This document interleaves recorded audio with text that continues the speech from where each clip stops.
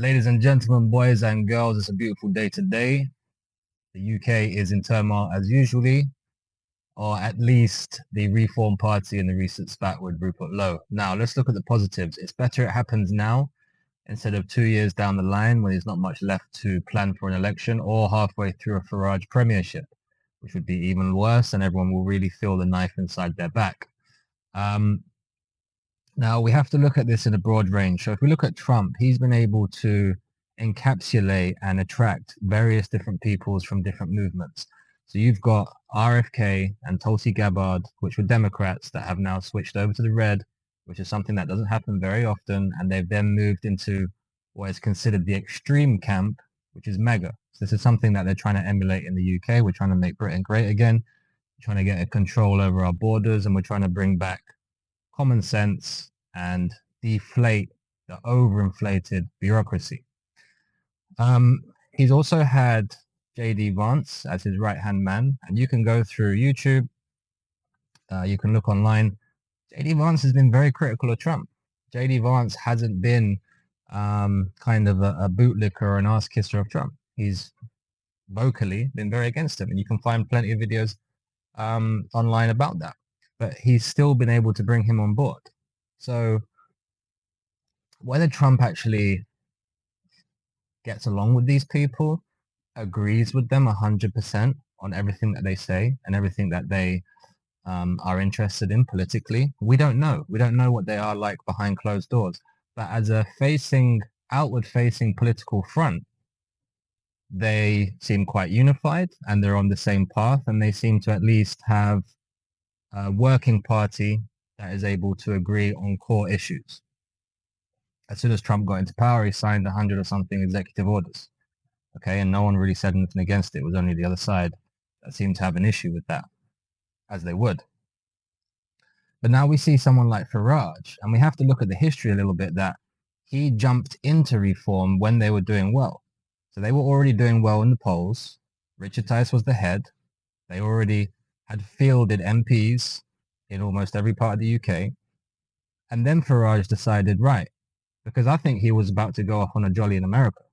I think he was about to get his cushy 100K, 150K a year, or even just freelance it out there, attend his conferences and be the kind of guy that just shows up and back up Trump here, there, and everywhere in the nice sunny USA.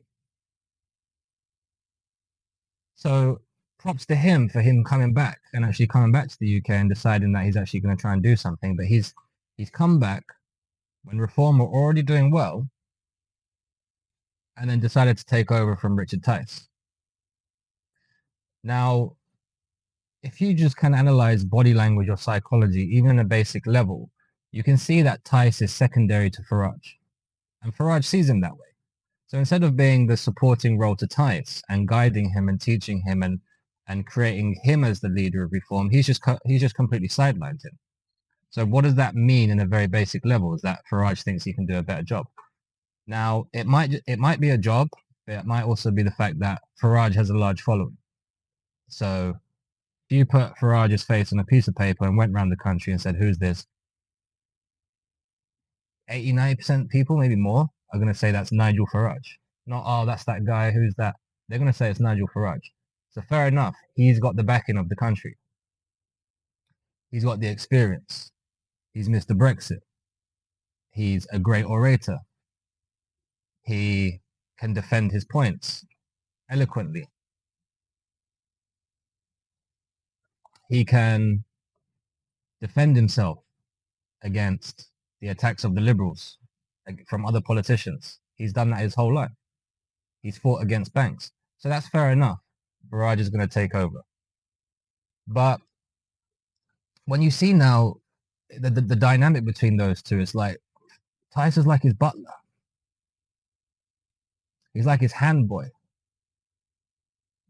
I'm not sure of the relationship between Farage and Lee Anderson, but again, Farage puts himself above others.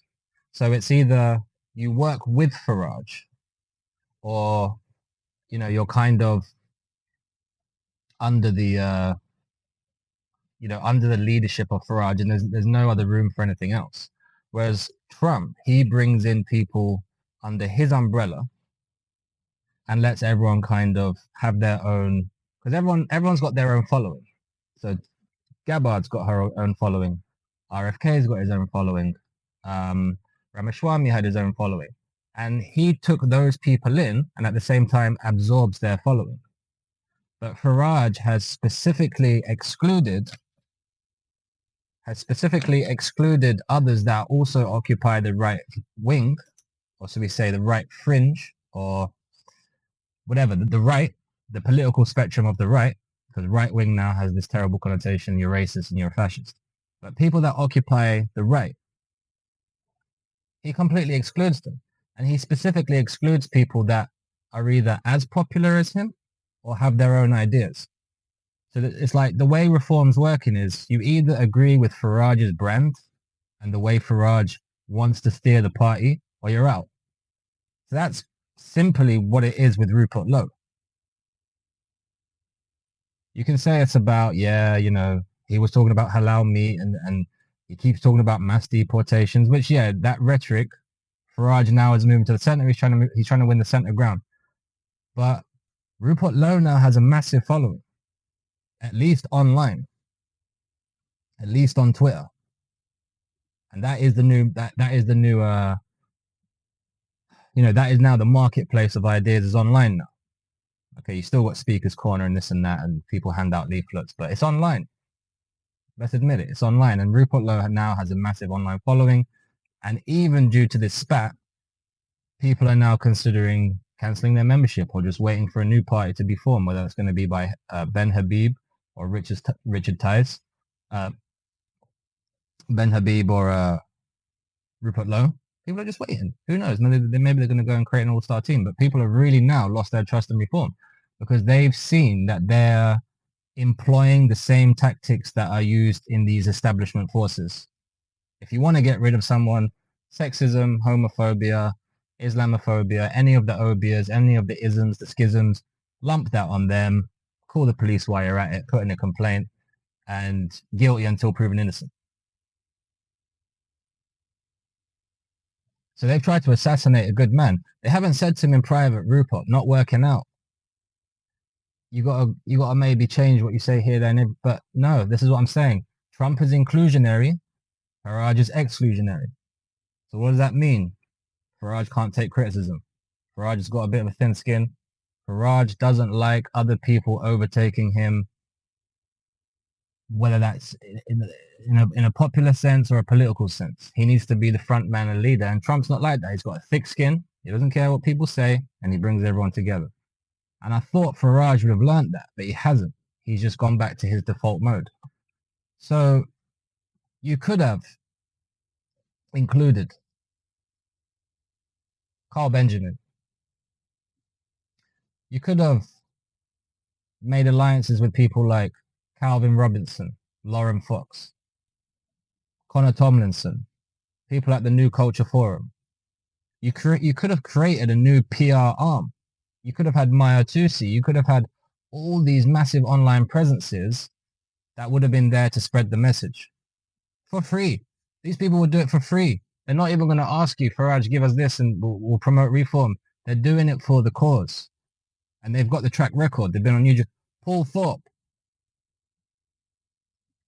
Thorpe and the Freedom Marches were called That Lot. That Lot. And that lot includes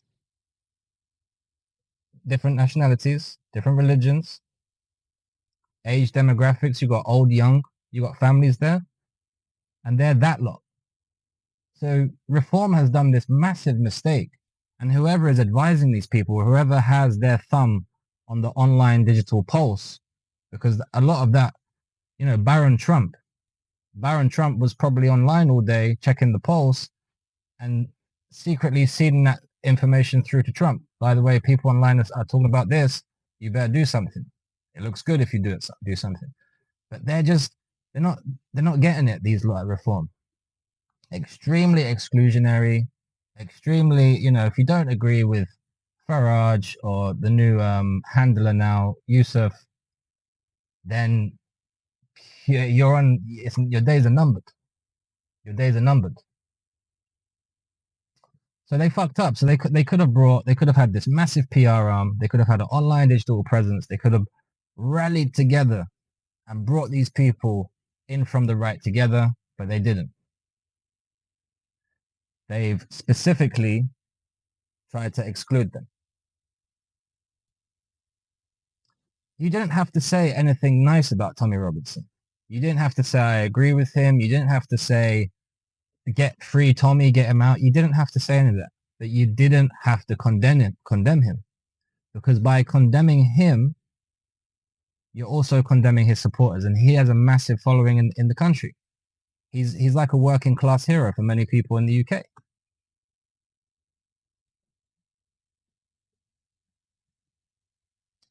Again, exclusionary. And like I was saying, you don't have to include him. You don't have to make him an MP or put him on a poster or make him a hero. Just don't condemn him. But you did. So you've just excluded some very large, influential forces that occupy the political sphere of the right, including digital, including public figures,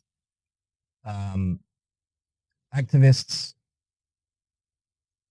people that go on marches. I don't want to talk about the conspiracies about he's there to contain the right, he's there to destroy the right. The guy's got too much of a long history and has taken a lot of shit just to be this containment guy. But he's made some really bad mistakes. Really bad mistakes. And it's mostly about being exclusionary and not inclusionary. Not, okay, Farage, you lift up the umbrella, bring everyone in from the rain. Let's do something.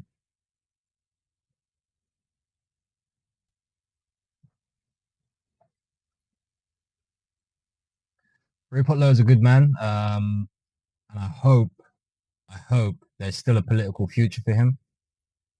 He's a voice that is needed in Parliament, but he needs the party backing. He can't just be a lone voice in there, because you get your set questions, you get PMQs, and you get the little things you want to debate about, whether any other MPs or even in the House. Because you remember with Andrew Bridgen, every time he was bringing up stuff about the COVID vaccines, it was empty, and that was important. How many thousands of people have been injured by those? So yeah, we'll see how it plays out.